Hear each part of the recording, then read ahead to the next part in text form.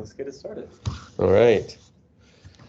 Yeah, so thanks everyone for listening to my spiel today. And sometimes with meetup talks that I've given in the past, feel free to raise your hand midway. Like this doesn't need to be a lecture or like an official conference thing.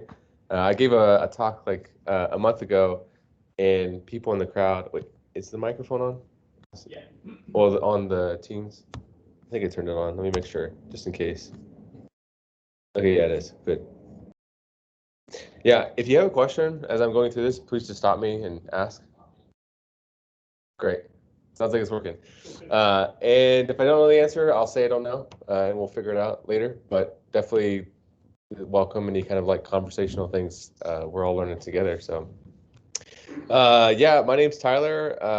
I work at Okta officially, who's purchased by Auth0, or Okta bought Auth0. So I was at Auth0 for a couple years. I'm still there technically, but now as a subset of Okta. And you're probably familiar with Okta as SO king of the applications and stuff. And Auth0 does the user management applications stuff. Okta is workforce, Auth0 is for user-based application stuff. So what I'm talking, I guess, first show of hands, how many people have used NextJS? A little bit. Okay. You don't really need to know too much NextJS, as you know React. React, everyone's good with React, probably. Okay, good. Yeah. NextJS is just an opinionated way of using React. So, and in this talk, you really don't need to know the difference between what's NextJS and what's React, because in this it's kind of all the same. As you actually build with it, you'll see differences between the two and what makes Next different. But for this, React is good enough. So I'm just going to talk about some identity topics, some common buzzwords, some stuff you might have heard, maybe in your past or working with stuff, and then how that ties to Auth0 and what Auth0 is and what this product does for you as developers, and then we'll kind of see it all together. And I've got a little running thing in the back that we'll kind of see all the code running together and walk through it. So first up, some common buzzwords, some good interview type questions of what are these things. So four little topics I'm going to blow through here pretty quickly.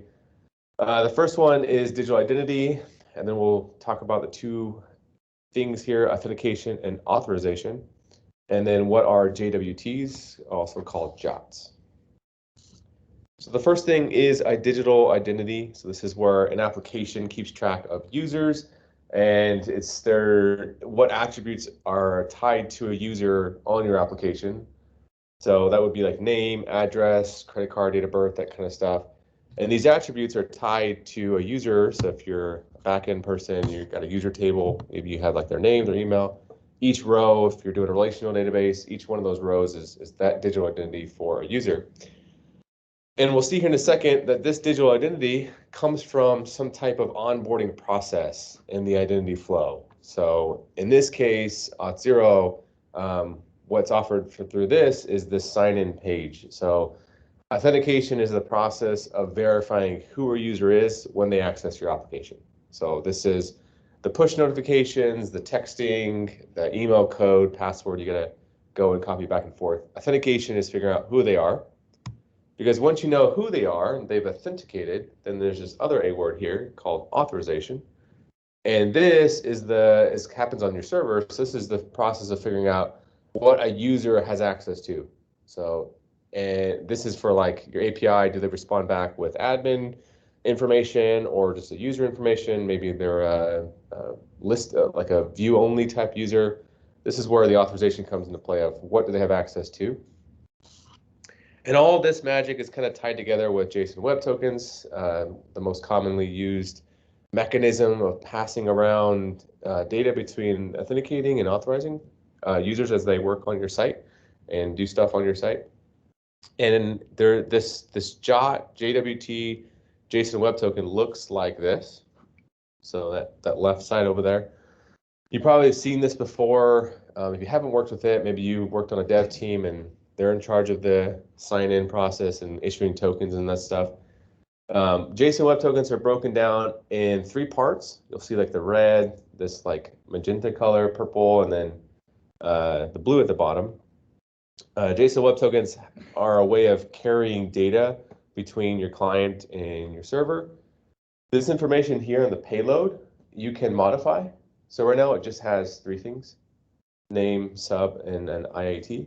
But you can modify this information to add in the digital identity. So like the email address, the date of birth, credit card information, that kind of stuff. Hopefully not, but you can edit this stuff. And it can be moved around, and you can transfer it across the interweb to your API layer, whatever's there, with the process of JSON Web Tokens. When you use Auth0 or any other identity management service like Firebase or Cognito with AWS, whatever you ping, lots of options. Clerk is another one.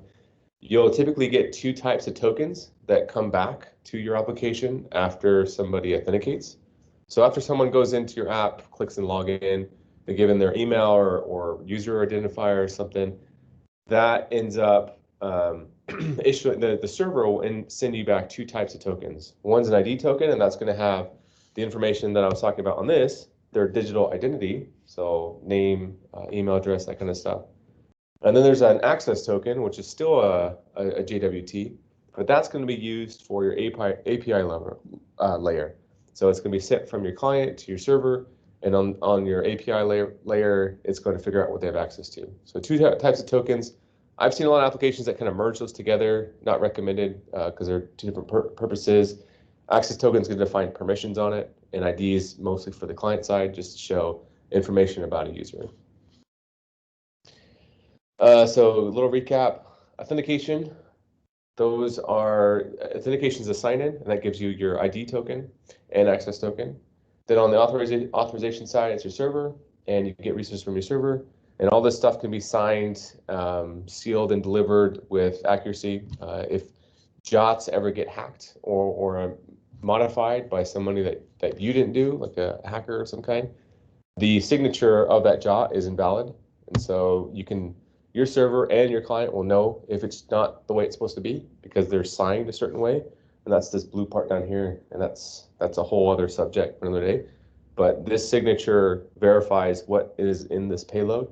And so if someone was to modify this payload, this whole JOT is invalid because this signature will match exactly to what this is going to be. So that's how things are secure with JSON Web Tokens. Any question about that so far? Authenticating? Yes. Yeah. Can you go back to this one? That screen? Yeah. Was there a time when the payload wasn't encrypted, or is that just a different type of JWT? If it wasn't encrypted, then it wasn't a JWT. It wasn't a JOT, JSON Web Token. Okay, because I just remember warnings of you should never put anything valuable in the payload. And I thought that was because it was ultimately easily decipherable without signing. So any JSON Web Token today, you can go to, like, I'm trying to think, what's something that I can expose some personal data here that I can show you, but you can decode any JSON Web Token that's in your browser, like anywhere. So for example, I got that from here, but if I logged into Facebook and found a token, I could throw it in right here in this encoded part, and it will spit out this payload. It'll tell you everything right here. So there's a public and a private key, and so all the JSON Web Tokens on this side for your tokens, you can decipher, which is why they say not to put in like credit card and secret information, just information that's can't be used to like be hacked because people can take that information. So the signature then it's not encrypted. It's just valid or invalid. Right. Exactly. Yeah. All the others. Yeah. Did you get any benefits by encrypting the values in the payload data? So if you just wanted the John Doe to be encrypted, would that? Maybe. I don't know. That's a good question. Yeah, I don't know. I mean, that sounds like a good idea, but I don't know. Like the name information stuff, like if you think of like a Chrome browser extension, you log into Facebook, your name is in plain text somewhere in there. And so if you encrypt it on the JSON Web Token and then decrypt it just to display it on your Facebook profile, like you're not really doing too much, because if someone's into your account anyways, or if a browser is trying to take something, that information is going to be somewhere else. You're going to use it somewhere else in the client. So it seems pointless. Yeah, so the access token defines a specific set of permissions that is what a user can and can't see. And on that side of things, if it doesn't match the signature, it instantly becomes invalid. So like if you log into an admin portal of some kind, e-commerce or something, and you want to see your orders, and you just you grab your token, you modify it based off of what the permissions looks like. The application should be checking the signature of the JSON Web Token, and it'll see that something doesn't match, and then just will say invalid, or it actually usually it'll kick off a re-sign-in process. If something doesn't match the token, that's usually when you have to re-sign in somewhere. It'll redirect you to a sign-in, get a new token, and then send you back to that page. But yeah, if you were to encrypt the payload your own way, it seems like you would use it somewhere else, and I don't know what value what you might get from that. It's a good question, though. Anything else?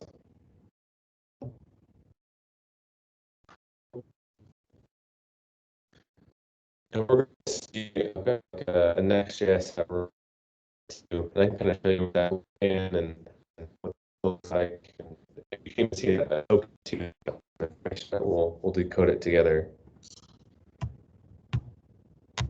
All right, sweet. So yeah, obviously that's the tip of the iceberg. There's a whole bunch more in identity and stuff. We haven't talked about sessions or cookies, or should you store that in local storage or a web worker and all that other kind of stuff. But this is more like Auth0. This is my company we work for. It's what we do. We do identity service stuff. So it's just developers focus on their application, their e-commerce, whatever they're building, and not have to worry about adding in texting codes and signing in with your biometrics and all that stuff. You can focus on your stuff, and we handle the identity side of things. There's talk about Vue out there. So this talks about Next.js, but from like a SPA type thing or a JavaScript framework type situation, we have Angular, plain JavaScript, which will work for like Svelte. If you're using Svelte as well, you can use just the JS SDK. React, obviously, Next.js, Vue. We have one that works with Vue 3. So there's a lot. The things you're going to see today translate pretty well to whatever language you use. So in Vue, it's going to be very similar, just different syntax. On the backend side of things, we also support like mobile, Electron, PHP, Python. It's we have a whole bunch of SDKs and stuff for that. All right, so now we're going to move into like the Auth0 side of things. Now, from getting everything to work that you're going to see here, you only need to do like 3 clicks, and it's going to be registering a new application. So this is like the backend screen from the dashboard view of Auth0. So this is after you've signed in to Auth0. There's a free tier. It's like 7,000 users. You won't hit it unless you're actually making money or you've got a lot of people accessing your doorbell or something. But it's a free tier, and you can hobby and do everything that I'm showing you today on a free tier. But basically all we're looking for is 3 environment variables. So a domain, client ID, and client secret. The little red arrows down there. Whenever you create an account with Auth0, you're going to get these, and they'll be unique to your account.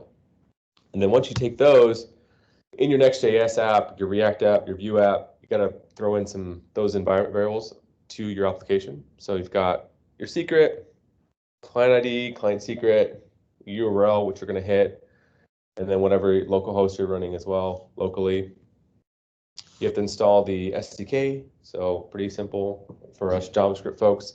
npm install the Next.js Auth0 SDK. And then in order to get the way that this is a unique thing to Next, there's most of all the stuff is going to be familiar for React, but this right here is unique to Next.js. You'll notice that this route is /app/API/auth, and then those array brackets there, Auth0. So this is a dynamic route. So the SDK is going to be routing your users to specific pages. And as long as you have this function here, this handle auth function that comes from the SDK, this function is going to handle all the traffic that goes through there. So you just need to have this route created in your Next.js project. And then Auth0, the SDK, is going to know where they're coming from, what route they're trying to hit, and then it'll do the magic behind the scenes of either logging them in, logging them out, creating new counts, and so on. Any questions about that? Dynamic routes, Next.js stuff there? Yeah. It's definitely unique. Like that's a very Next.js thing with the Mike was showing Svelte, and I was like, what the fuck? So whatever Does Svelte do it too? Their server-side thing, it's all weird shit in the Yeah. directories. It's not gonna last. Yeah. Yeah, it's tough, especially for like if anyone comes from like a deep back in. This is probably pretty cringy to see this JavaScript like magic in here, but yeah, that's what's happening there. Is it's what, yeah, exactly, some index file and call it good. But this is like saying anything that ends with anything that's after a /auth0, it's going to be routed to this page. So /auth0 /login /logout, like these pages, they're all going to come to this one spot. And the routes that Auth0 will send you to is a login route, a callback route, a route, logout, and then just getting the user profile information, this auth/me, and this is going to be getting those tokens from you. All right, so let's see some code. I've got the snippets kind of cut out here, but then I'll kind of walk through the files in VS Code and show you all put together. But for the React users out there, this might look familiar. In order to get access to tokens and functions, you got to wrap the whole page, the whole component tree with this user provider global parent context. So you just wrap this user provider from the SDK over all the children components, so that when you do that, you get access to the custom hooks that come from it. But this login button, outside of just CSS, this login button is all that you need in order to create a login experience. So quick recap, we've done environment variables, we've installed the SDK, we've called a function on a crazy dynamic Auth0 route, and then all that we have to do to kick off a login experience is literally just have an A tag with href to auth/login. So this auth/login option here is all that you have to do. And it will redirect you to that dynamic page, and then it'll actually create a login experience, and we'll see what that looks like. But again, outside of CSS, this is all you need in order to log in. You're not creating the login box where you're verifying the password. It has to be, capitalized and special symbols and a certain distance. You're not adding in a Google social login. All that stuff is taken care of by Auth0. You don't do any of that stuff. You just have to redirect users to this page. And yeah, got ahead of myself, but this is what that experience will look like. It'll just show you a login box with everything that you configured on the Auth0 side of things. And of course, you can customize it to look like your brand. So we'll see that it actually redirects you away from your app onto Auth0 servers, where it has them log in, sign in, and then it'll send them back with tokens. So an ID token and an access token. Those come back with the user and then get stored in the SDK. And then you can use and play around with it. But you can brand this login screen to look like it. We were talking about ChatGPT, but if you look at OpenAI's, they use Auth0, and they've branded theirs to look like their own brand, so you don't even have to see what it looks like. I guess him might have to, I don't know. Well, you can look at what it looks like, and they use Auth0, but they've branded it to look like their own personal brand, which is kind of cool. Logout, very similar, just a class name, a tag, redirects you to log out. So it actually leaves the page, comes back, logs you out. You have a new token. Your token's gone. And now if you want to use the ID token, remember the ID token is not the access token. It's the user information, their name, email address. You can add some conditional logic here where you can say, get the user from this use user hook, custom hook that comes from the SDK. That user that's destructured there on that const line, that is an object, and that object is either going to be null if there's no token or an object. In this case, we're saying, if there is a user, if there's not a user, show either the sign up or the logout option there, and we'll see this live here. But that's all you have to do to see if someone's been authenticated or not. If you have a token up for them, it's just to have that user from the user hook. Any questions on that? Again, feel free to raise your hand, even if I'm still going. Cool. Let's see here. Oh yeah, so once you get the user information, you can then use stuff that might have been collected from the user when they were signing in with Auth0. So maybe they provided you with their email, or a picture, a gravatar, or something that's linked to their email address. you can destructure, you can get that information from the user. So you'll see the return, and then we've got user.picture. So we're saying like if there's a picture on the ID token, we can use it and show it on the profile page. This is the profile page, the profile component. So, and then down here, you've got user.name, user.email. If you've got those, you can display them down there. So again, we're not collecting any of this. As developers, we're not programming this stuff in here, collecting it. That comes from Auth0, comes from those tokens.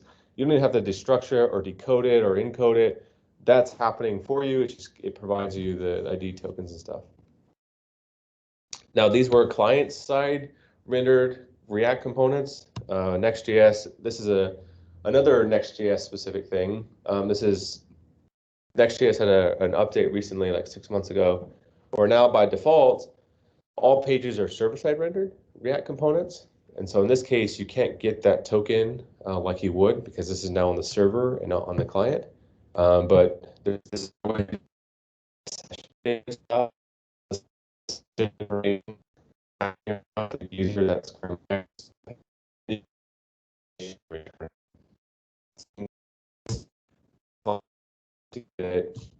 or from a server-side page and to get that user information.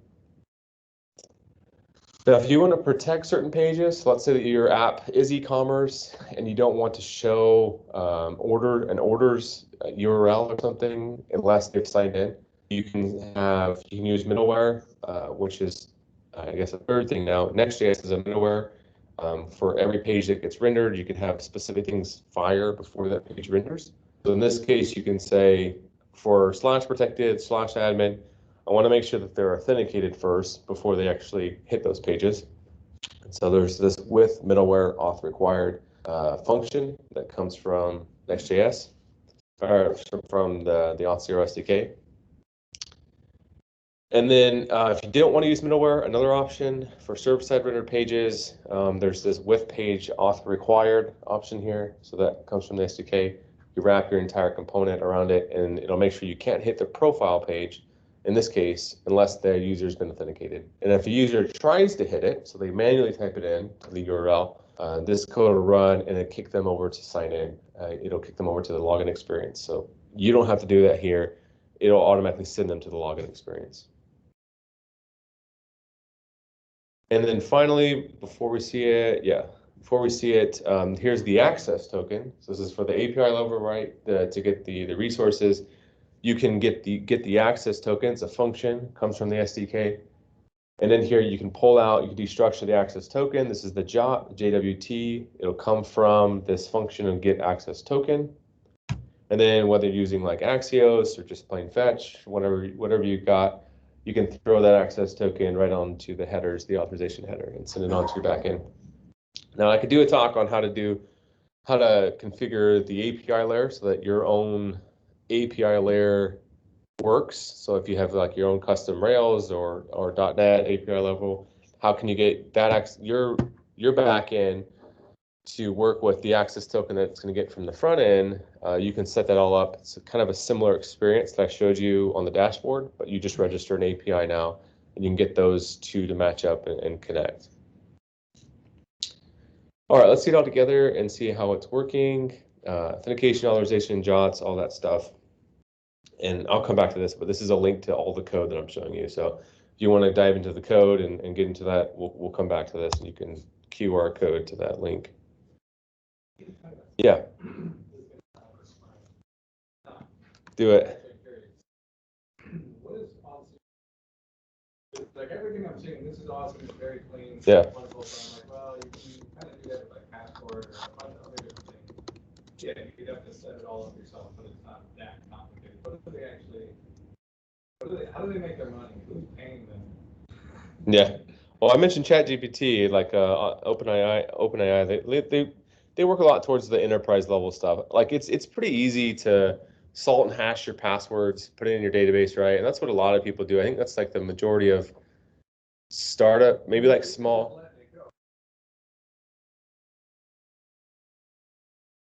Google, whatever. Right. I don't really care. I want their users. Yeah. So I'm wondering, like, is there I think you mentioned like somebody's not collecting data or whatever. Yeah. Is there like user management tools or something here that I'm missing? Yeah, for sure. So there's a whole part of it. Let me show the pricing here. Honestly, I don't even know. I'm not very good at the pricing. Maybe it's bad. But because I don't care, like I'm not here to like collect leads or sales or anything. No, it's okay. So honestly, I don't know the pricing too much. I just know that the hobby plan is like 7,000 users, and then you get more stuff. Obviously, the more you pay, like more accounts, more tenants, and users to use, all the SDKs, that kind of stuff. But you can do user management with this. Let's see if I can sign in. I'll do it off screen. How to sign into my own personal account. Maybe I just won't. I'll stop sharing here later, and I'll show you. But Auth0 does like user management stuff, and yeah, I think for like if I was doing my own hobby thing, I probably would use Auth0 because I'm so used to it now. But you can simply like have an email and password, hash salt the password, store it, get user data. But I see the difference where people kick it over to a service is when you want to do more stuff. So if you want to start tracking logs of when users sign in and out. If you want to have the CAPTCHAs in there, if you want to have, so a lot of people do this too, where there's Auth0 offers doing Lambda functions whenever a user signs in. So if you wanted to like, every time a user signs in or creates a new password, I want that to send a webhook to my Slack or send an email somewhere or kick off MailChimp and start sending welcome. And when you start like getting out of the hobby and you're getting more enterprise and you need more customization, that's where you're like, I can easily store this password and email address and get going. But then your applications grows and you're like, all right, marketing is getting involved, development's getting involved. You're getting a lot of traffic from Russia now. Like how do you build that into your side to set up all that stuff? There's toggles and switches on the Auth0 side of things. There's even an experience where you can, like a Lambda function, it's called actions in Auth0, where every time a user forgets their password, you can do custom logic before you have them sign a new one up. So I mentioned the kicking off like webhooks for Slack and email, but another one is like getting Datadog's a big one where you can get more information about a user and have them go through a verification process before they finish signing up. You can integrate with other applications. So yes, you could do all that stuff. And so it's a trade-off of like, do you want to spend that much time and effort doing it, or do you want to pay for a service to handle that for you? I was at Foot Locker for a number of years, and we used it a couple of reasons. It was SSO. Yeah. We had different brands, so like kids. And just uptime, their site was actually better uptime than our site is. And our better. Dang. And there's also the technical debt of doing it as well. So something that's come out recently is passkeys. I don't know if anyone familiar with passkeys that's now out. If not, look it up. So it's like a new way of signing in one time, so you don't need a password at all. So if you do go the route of like, I'm going to throw in a password, email address, and call it good, with Auth0 and like other identities, and I'm not just talking about Auth0, like most people that are in this business are trying to keep up with it. There's the idea of just adding in a toggle switch or a configuration switch, and then now all of a sudden your login experience works with biometrics. So instead of having to have your developer code that in and have that stuff get figured out, users, I think eBay does it now, where you can sign in eBay just using your fingerprint if your laptop's compatible with it. So yeah, you can stick with email password forever, but passwords are really prone to breaches, and passwordless is kind of like the future. And that stuff is all built in and it constantly gets updated with an identity provider. Any other questions or comments?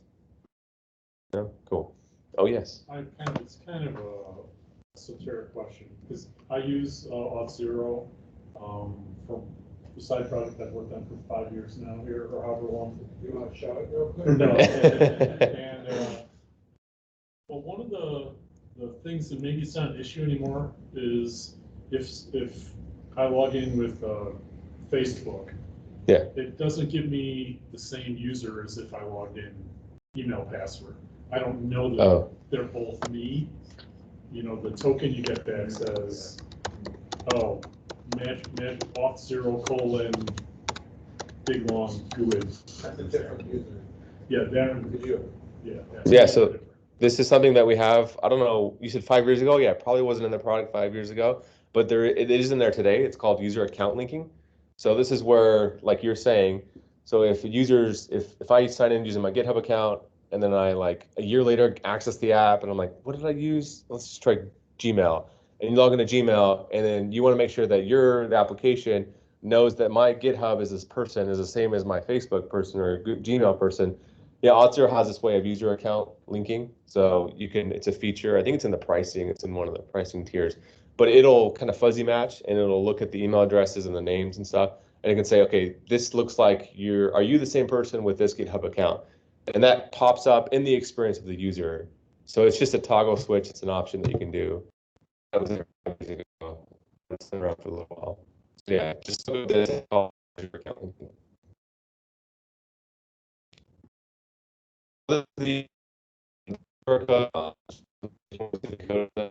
It's pretty simple, but you can see here that we've got 4 things here: profile, public, sign up, and login. One thing to notice is when you try to hit profile, if you remember my code snippets, this is actually protected. So if you try to hit this, it'll actually redirect you to a login experience. It's actually the same as login. You look a little bottom, you can't see it, but you know how it shows like the link at the bottom.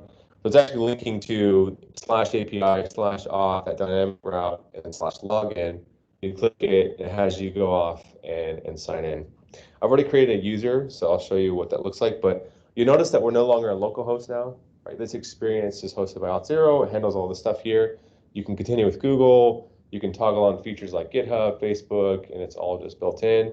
You'll see the code here. It's very minimal from the developer side. You don't have to design this and have it centered on the page, which can be a hassle if you don't know CSS, but it's all in there. And let me sign in.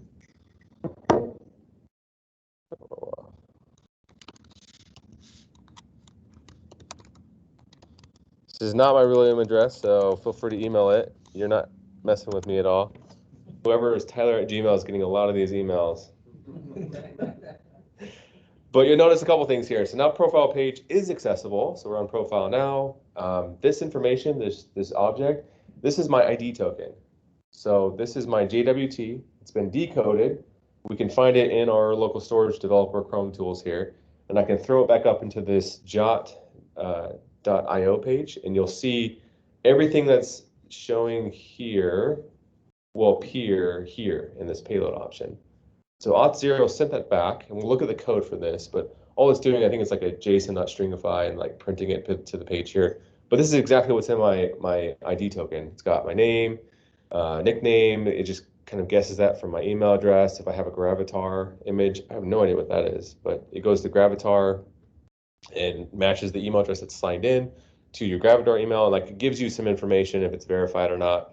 And then you can display this information like for the H1, what their name is, or whatever you need to do with your application side of things. And then now also remember the top is now different.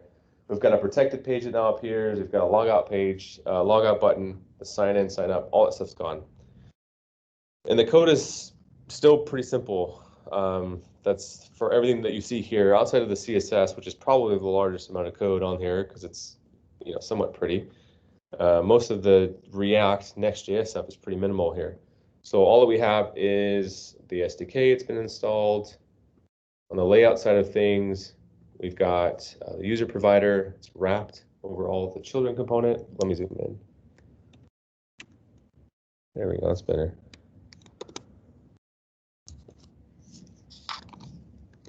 There we go. Much better. So it's got the user provider, wraps the whole page. All the children go through there. This is that fancy auth route here. So we've got API, auth, everything that's Auth0 from there here on out gets handled here. You notice that when we signed in, it redirected me to a profile. So that's just a config here. You don't have to have this, but let's just send you back to the profile page automatically. Same with like the handle login. If we go to sign up page, this is just telling Auth0 that we're starting to sign up and redirect to the profile page after users sign up.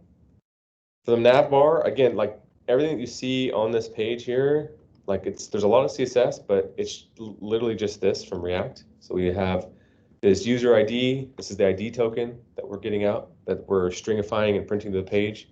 We just say, you know, if we don't have it, show these. If we do have it, show that. And that's it. Just some HTML, some JSX, HTML, React stuff. And this is your nav bar with buttons.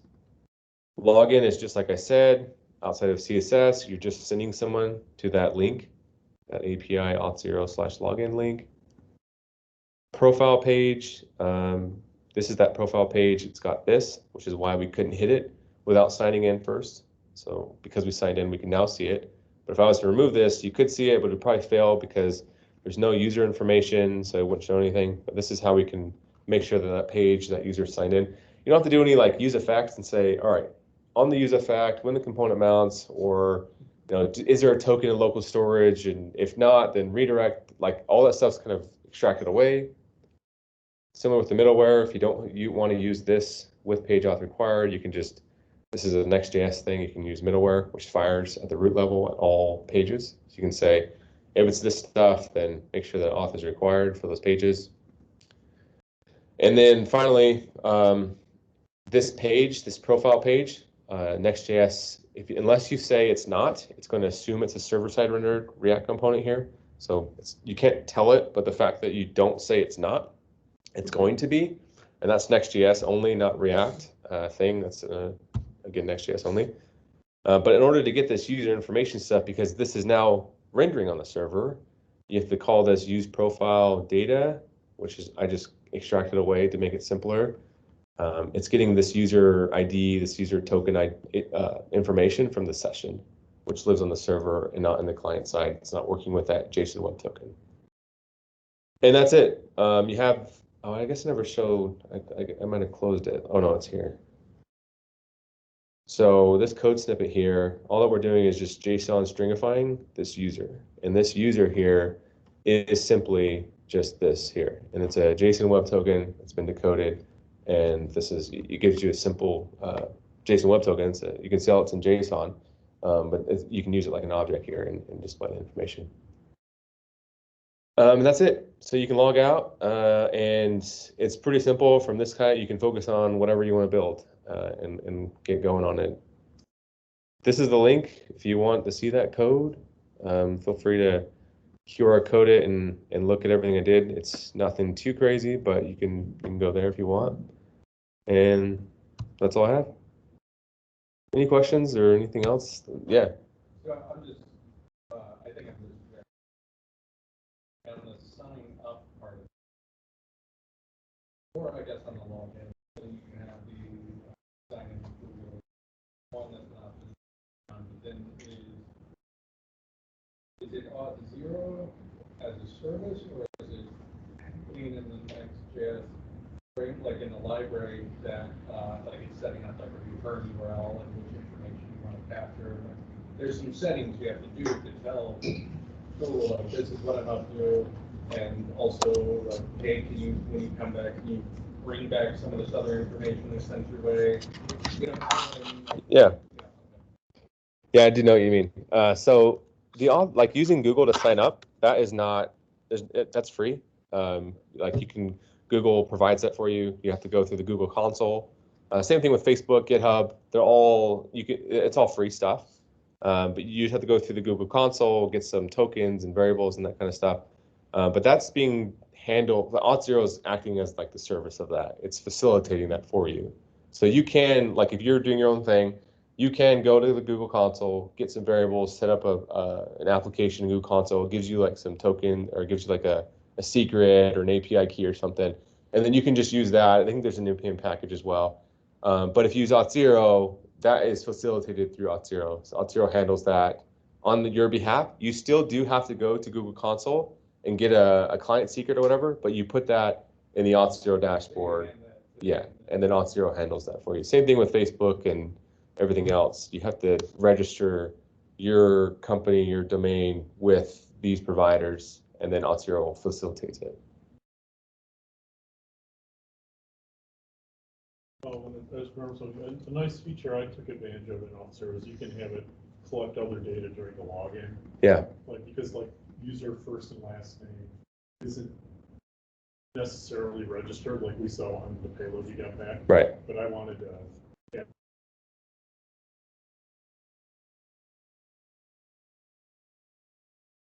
Now you've got somebody, sign up who said, I agree, you're off the hook or whatever, and all that comes back in the payload. Yeah. Once they log in, so you know. So that's configured on the Auth0. Yes, configure extra fields, and they're in the database. How much? Yeah, how rich is that? Like how much? I mean, I did it so long ago, you would know way better. Yeah. I had like 3 checkbox. Because you kind of don't want to hit them with giant swarm either. Yeah, you can do a lot of stuff. The very minimum stuff is just like an email and a password, and it'll get you on through. But you can modify that ID token with a lot of different stuff, and there's different ways you can do it. So one thing I talked about was on the action side of things. So the flow, so these are kind of the big points of using with login. After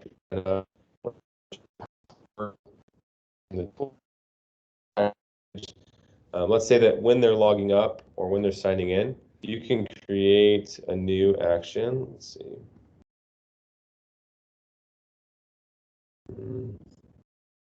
Where is it? Maybe go to library first. Okay, create an action. Actually, let's use marketplace. So there's some automatically built-in ones in here. So I mentioned like Datadog is a big one. So this is like pre-configured Lambda type code in partnership with Datadog, or this. Oh wait, this isn't Datadog. This is DataGuard.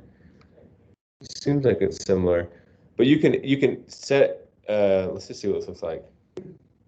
Oh, I need some variables and variables and stuff, but you can configure like custom code to run on login with different providers. I'm trying to think if there's like, oh, this one's kind of cool. I've used this one before. Country-based access control. So let's say like you want to restrict people from accessing your site from certain countries. So you can install this into your login flow. I think it's going to ask like what country codes.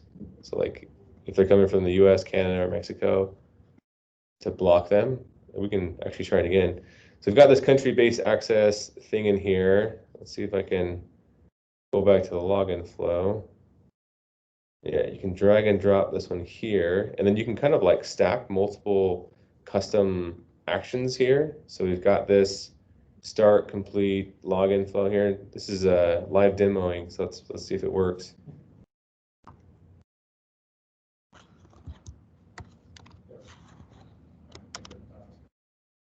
What's the time? We have to get here. What time? 8. Okay.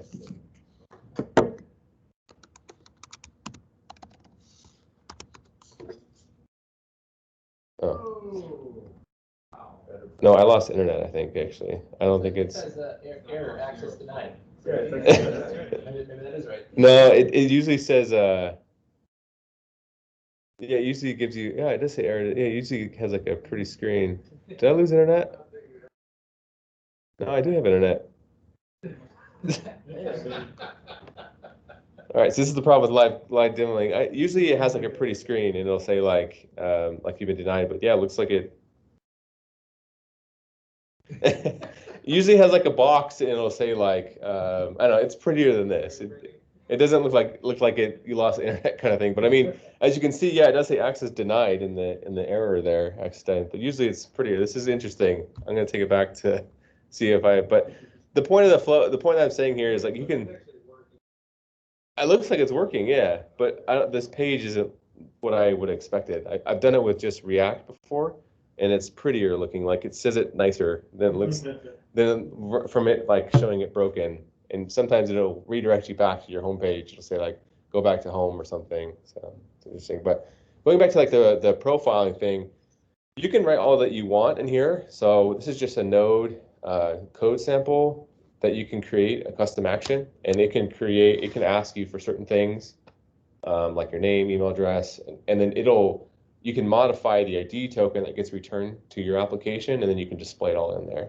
So it's in like a Lambda type function. You can use NPM packages like Axios or Poland Stripe. I've seen people, this is another reason why people use like providers is, let's say that it is e-commerce, and every time a new user signs up, you kind of want to automatically register them in your Stripe account and have a matching ID between the two users of Stripe and your user ID that comes in.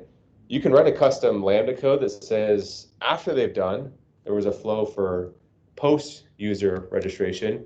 You can send a web request to Stripe, register a new user using their API, and you can match that with the ID that gets created for them in Auth0, and you can create that relationship on the backend side of things. So of course you can do that yourself as a developer and spend the time of doing it, but the idea is that stuff like this makes it easier for you not to have to manage that stuff. What are the popular accents these enterprises try to use? What are the property what? What are the popular accents like you say? Can restrict the user from? Yeah. What are other those popular accents? Other industries? Other popular ones? Let's see.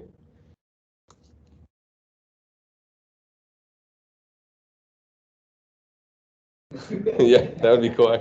Actually, that's a good idea. Sort by popularity. Yeah, that would be great. NFT, I didn't know that. Oh yeah, here's your data verification. I thought that's the one I was looking at before. ID.me, that one's like, you see that a lot of places using that. Okta, like if you use Auth0 and Okta, you can create a workflow experience between the two of those two things. Yeah, these are all like pre-built ones that you can use, but so these are in partnership with these companies. So you can write one and then we review it and then just put it in the marketplace and you can install it. But you can you can think of it, it's just a node environment where you can just custom create all your code and you've got a Stripe or something. I'm trying to think of what else, SendGrid or Twilio or whatever other third-party things you're using with users, and you can have that all you can write that code yourself and put it in there. Pretty easy. I wrote one that kicked off like a MailChimp getting started. Yeah. Campaign, you know, so as you sign up, just add them to the spam. I'm sorry, to the email newsletter. Newsletter, that's it. Yes. Yeah, there you go. Yeah, and this is where you can like customize it. So the welcome page, the change your password page, you can change like the fonts and borders, widgets, background. You can see what it looks like after you get it. There's like a try option here. You can see what it looks like as you change it, and you just change like the button width. So you can have it like be branded so that your users don't know that you left and that you're coming back. You can also put it on a subdomain of your own domain. So if you own AmericanEagle.com and you want to use Auth0, you can set up an auth.americaneagle.com, and that'll be hosted on Auth0 on that CNAME. So it looks like it's still the same because that initial domain, right, stay the same, but then it goes back to you, your American Eagle, with those two tokens that you can then use. What are you in terms of like, what can you do with your users that are managed in Auth0? I know you guys focus on, obviously you do have roles. Right, yeah. You just get access to all that in the ID token. Yeah, so here's the user management side of things. So obviously this fake Tyler at Gmail, you can see the details of that person. I mentioned passkeys. You can see what multi-factor auths they've set up or configured. This is the metadata. So this is where you can configure with actions and other parts where you can say, get their GitHub profile. You can customize this metadata, and this will be on the ID token that goes back. You can see what devices, history that they did, if they ever failed one, or oh, yeah, this is one I just failed, right? Because of the action that I put in there. But you can see that I've done this in the past, what the IP is, where it happened from, permissions and roles. So this is, I didn't talk about this today, but all that I was showing you was on the authentication side, right? But I didn't really show a lot of authorization. We're using the access token, and you were talking about the permissions that was sent into the API stuff. There's a whole other talk that I can get into where you can register an API. And then on the API, you can create your own permissions. You can assign groups of permissions into a role. And then you can come into here and you can say, all right, so this Tyler now gets, I don't know how many APIs registered, but has on this API, has access to these roles and these permissions. And then on the access token that comes back, you'll see all those roles and all those permissions. So you can do that here and keep things in sync. So you don't have to I was wondering. manage that. That's what you think. Exactly. Yeah. That's what I was, because building all You this got out, yeah. It's, Yeah. I just want to say really quick, I love Auth0 because of their OAuth docs online. I don't know if Mm. you've been here has read into those, but it's like the most helpful documentation on OAuth that I know. Yeah, I don't have any part of that, but I'll pass it along. Yeah, let it go. I love it. Yeah. I don't know if anybody else would be interested, but I wouldn't mind seeing the back-end side of The API side of things. It's pretty similar. So you just create an API, you can give it a name. If you care, different types of algorithms of how you're going to secure your API, you can create it. Oh, and then you've got to give it a unique identifier. So this is just so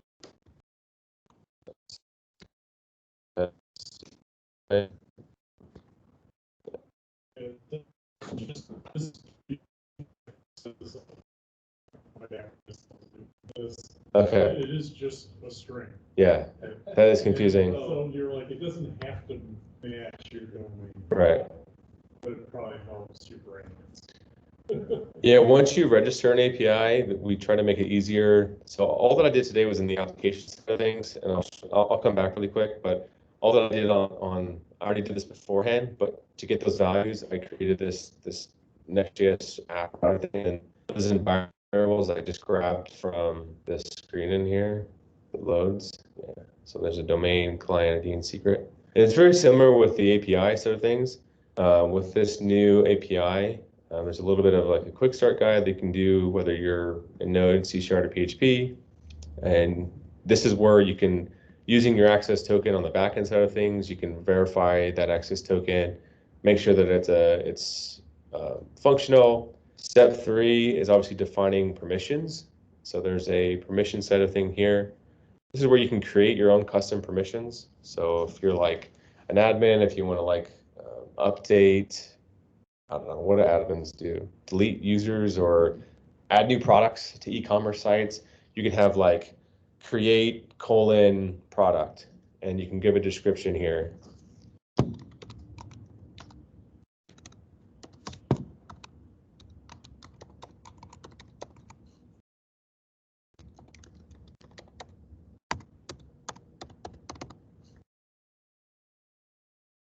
And now this permission is registered to this API. And I think now if I go to my user, I can give Tyler at Gmail this specific API's permissions.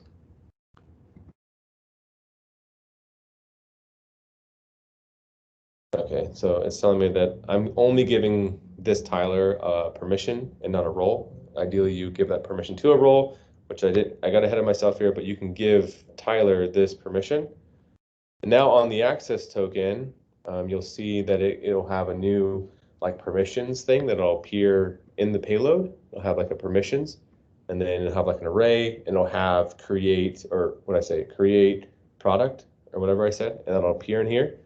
And now in your API, in your backend, you have that permission, and you can check to see, okay, Tyler's asking to create a new picture.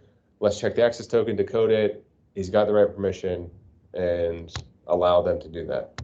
And you can assign, you can create a whole bunch of permissions, and you can create a role right here. Give it a name, description, and on the next screen, you can start grouping permissions to roles, and then back on the user side of things, you can give that user that role. Yes. Right. I'm showing you in the dashboard, but everything that you're seeing here today is done through the management API. So we do have a, we're on the last seconds here. And I'm on an Intel Mac too, so it's even less time.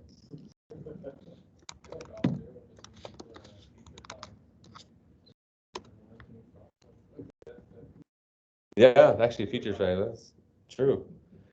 Yeah, so we have our management, oh, all the ads jump in front of us. Here we go.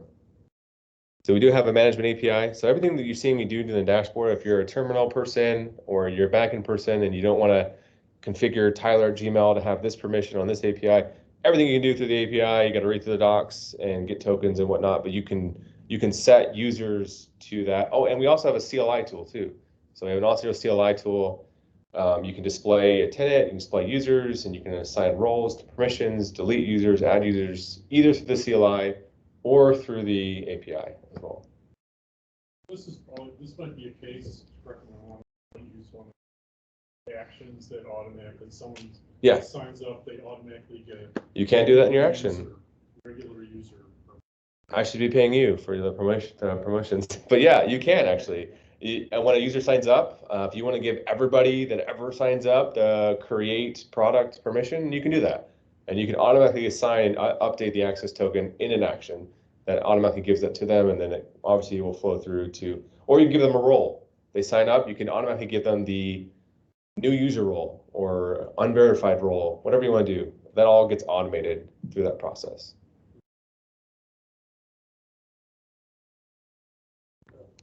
Any other questions?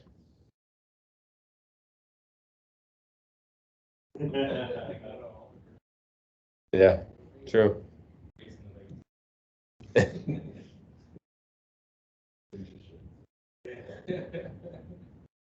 Sweet. Thanks. Thank you. Thank you.